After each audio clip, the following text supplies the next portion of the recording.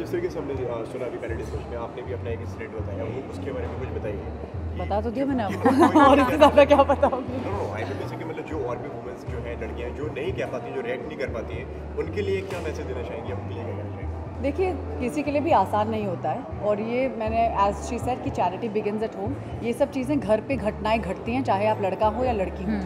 कई बार हमारे खुद के कज़न्स, हमारे खुद के अंकल्स, हमारे खुद की आंटीज़ कई बार ऐसी चीज़ें करती हैं जो आपको स्कार करके छोड़ देती हैं बचपन में, और कभी कभी आप उस गिल्ट के थ्रू पूरी ज़िंदगी जी लेते हैं। बहुत लोग ऐसे भी होते हैं जिनको I feel as actors we are so lucky that मेरे पास एक इमोशनल वेंट है।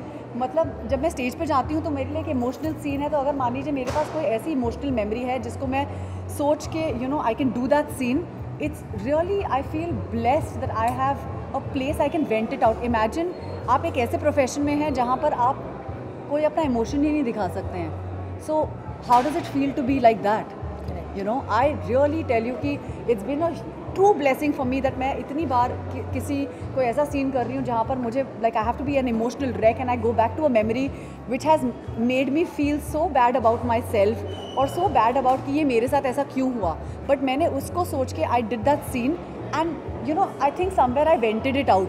बट आप वो सोचें कि कितने लोग ऐसे होते हैं जैसे डॉक्टर्स या इंजीनियर्स या लॉयर्स जो अपने इमोशंस दिखा ही नहीं सकते। पुलिस वाली औरतें जो होती हैं उन लोगों को हमेशा एक स्ट्रिक्ट एक स्टर्न आउटलुक रखना पड़ता है, तो उन लोगों की लाइफ में, सबकी लाइफ में प्रॉब्लम्स होती हैं। आप सोचिए आदमियों की लाइफ में क्या प्रॉब्लम्स होती हैं। लड़के तो रो भी नहीं सकते क्योंकि बचपन से ये बोला जाता है you are a boy, you are not suppose to cry. लड़के हो, लड़की हो, जैसे क्यों रो रहे हो?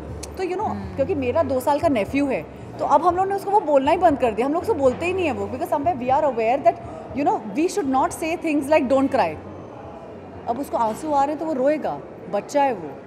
आप बचपन से ये फीड मत करिए दिमाग में कि तुम लड़के हो तो तुम रो नहीं सकते हो, तुम लड़की हो तो तुम ये ऐसे नहीं बैठ सकती हो।